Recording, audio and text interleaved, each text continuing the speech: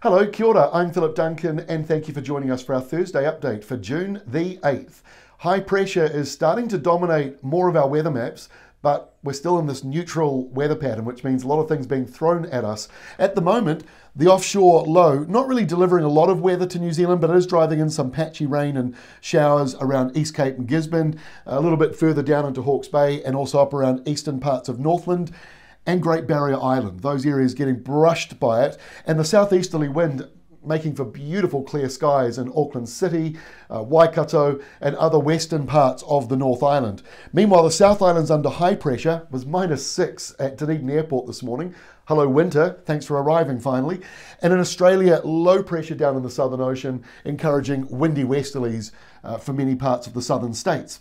So let's take a look at rainfall for New Zealand for the next 3 days ahead. Most of it is here around Gisborne down to Hawke's Bay. Nothing huge, around about 30 millimetres, but because the ground's wet, you will notice that 30 millimetres of rain. Elsewhere, pretty dry, just a couple of showers up there, and a little bit of rain for Fieldays later in towards the week. Over in Australia, you've got a bit of rain moving through, as I just said, around the southern states, but most of it is on the western side of Tasmania, with around about 40-50 millimetres there, but only 5 or 10 coming in for Adelaide and Sydney and Melbourne.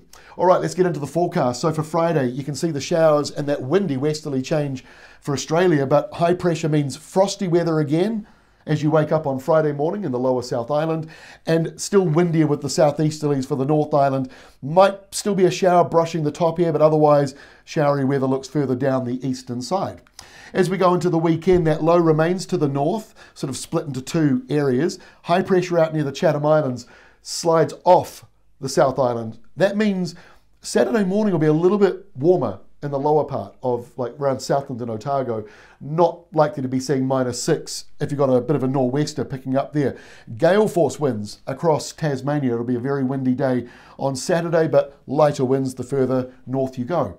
By Sunday, not a great deal of change really across Australia and New Zealand. It's still similar, but the low to the north finally does move away. There might be a couple of morning showers, but it looks as though it will dry out as the day goes on. Dry weather comes in next week for the eastern side of the North Island, including Northland at the top, but there might be a couple of showers on the other side, on the western side of Northland, as a result of a very light sou'wester. But the windy westerlies in the south here, they carry on. That keeps the overnight lows above where they were this week. And there's also a colder change coming in here for Australia. Nothing too major, but it comes into Adelaide on Tuesday. Kind of classic cold front attached to a low over there, and windy nor'westers ahead of it, and windy westerlies carry on for New Zealand.